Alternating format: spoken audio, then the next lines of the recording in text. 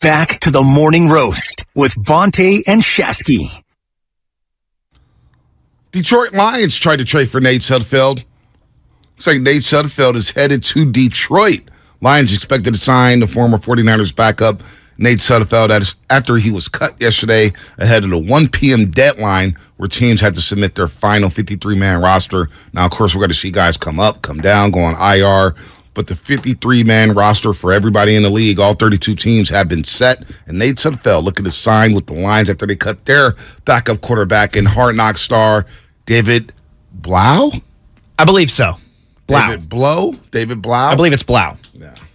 Unfortunate. Wasn't he so... I feel like he was on Hard Knocks before. What roster has David Blau been on? I don't know if he's been on Hard Knocks before, but I know Jared Goff's been on it. This is his third time. Third time. It's his third time being on it. They haven't featured him much. No, they haven't, because it's his third time. It's his third time. The only thing that's where David was. He was with the Cleveland Browns. Oh, really? And I think he was on Hard Knocks on that one with Tyrod Taylor, Baker Mayfield. He was on that one? I think he was on that one. Where Baker Mayfield had that weird RV quarterback room? You remember that? He had the RV specialized just for quarterbacks. This is where we come to hang out. Yeah. Where quarterbacks can get away from everyone else. Yeah. Come on, dude. Yeah. Cool. You have an RV. Story. Yeah. Camper van? I don't know what it was. Yeah. How about this? I love Feds and I love trolls. 510 Comcast Business Text Line. Out of nowhere. How about those Oakland A's looking real good right now? Yeah. Is that supposed to I'm not even going to go there. What? This segment is presented by Golden State Lumber and Building Materials for professional builders and contractors throughout Northern California. Visit GoldenStateLumber.com. Hey, real quick. It's a 3-game win streak, man. It's pretty cool. Yeah, it is cool for them. Cal Stevenson, Fremont guy. It is cool. Before we get back to Jimmy, just real quick, I want to get your quick thoughts on this. Executives, scouts, coaches in the NBA. Right. They did their yearly anonymous poll. Yeah. Where they picked the NBA champ, they picked the West final champ, East final champ, the MVP of the league, all that good stuff. How about this? The Western Conference champions, according to scouts and executives. The Clippers got the most votes with 8. Suns 3, Warriors 3. Nuggets 1. NBA champions, Clippers 5 votes, Bucks 4, Celtics 4, Warriors 2. Warriors 2. Now, there was an East scout who said Klay Thompson is going to be better. They're coming off the championship. Wiseman's back. Moody Poole will both be a year older, and as well as Kuminga. You've got to pick them because of experience. But a lot of people going heavy on the Clippers. Your thoughts? I can understand that from I'm looking at this team on paper, because the Clippers on paper, they're a very good team. I mean, when you got Kawhi, Paul George, Norman Powell, you just make the addition of John Wall. You got guys like Reggie Jackson, Robert Covington, Marcus Morris Sr., who's decent enough as a wing player. The only thing they're not taking into account is the amount of games that these guys are actually going to play. Like John Wall, he's actually been through some very dark times. If you haven't seen it with John Wall, just go check out that article. The things that he was going through with his torn Achilles. He had deaths in the family during the COVID, when at the height of the pandemic. Like, he's been going through some tough times. So I don't want to just say, well, he's been hurt the whole time. How can you count on him for this season? But those are the facts. Ever since 2019, really, he hasn't been able to stay on the court. He hasn't been able to stay healthy. And I love John Wall. Yep. But just to say that the AFC, that the champs for the Western Conference are going to be the Warriors, just giving them 3 votes compared to 8 for the Clippers. I mean, the Suns are getting 3 votes. Right. The Suns, I find that even more disrespectful that the Warriors are tied with the Suns. If you want to give the Clippers the top spot, then fine. On paper, they look like a fantastic team. Right. You know?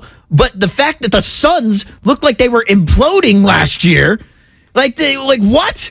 The Suns lost to the Mavericks. To the Mavs! So they got 3 votes. And not to mention, Chris Paul's a year older. Can they stay healthy? What's their depth look like? I'm not a big. You had everything going on with DeAndre Ayton. Yeah, no doubt about that. Yeah, I'm not buying the stock on the Phoenix Suns. So just a quick poll there. Yeah. Warriors, they're going to start training camp soon, September 24th. Chase Center is going down. Then they go to Japan and they start the regular season October 18th. So basketball will be here before you know it. We had a quick segment here. I wanted to get your thoughts on that because part these of it, polls, anonymous polls, and like MVP stuff, right? Like MVP, they were talking about the MVP of the league, and Steph Curry got 1 vote. Giannis got 5. Luka got 4. Embiid got 4. Morant got 1.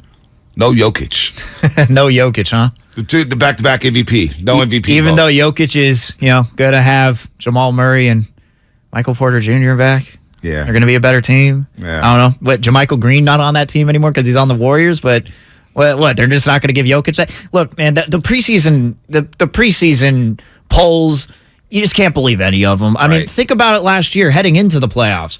Think about the amount of publications, whether it was ESPN or Fox Sports or anybody.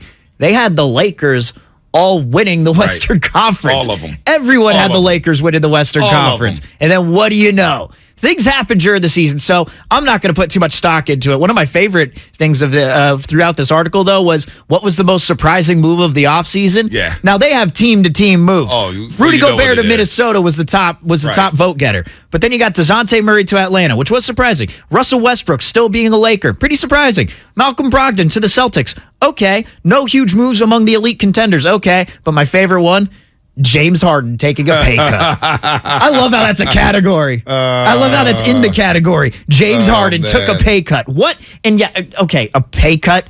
He's, oh man, I want to make these players better. It's like, dude, you didn't take that much of a pay cut. It's not like you're taking Tom Brady types of pay cuts where it's like you're only making 10 or 11 million while these other players while you can pay these other players. It's not like that type of pay cut. Yeah, no. All right. No.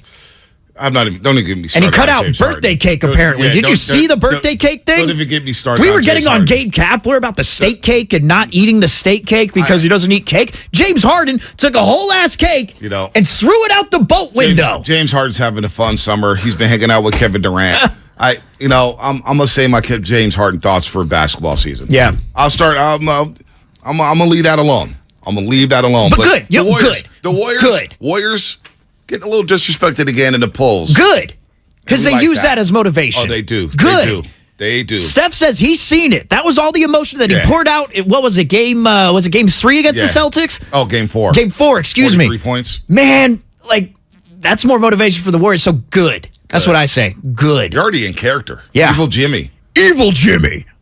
Looming large. Plus, we'll get back into Shanahan sound. Phil Simms, 7:30, to talk more about Jimmy Garoppolo being back and the Niners' final 53-man roster. Yes, sir.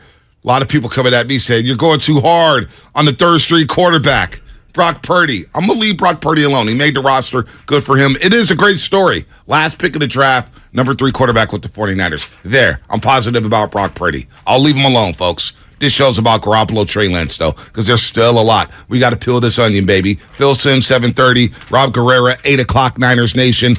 But Evil Jimmy's coming up next on the Morning Roast.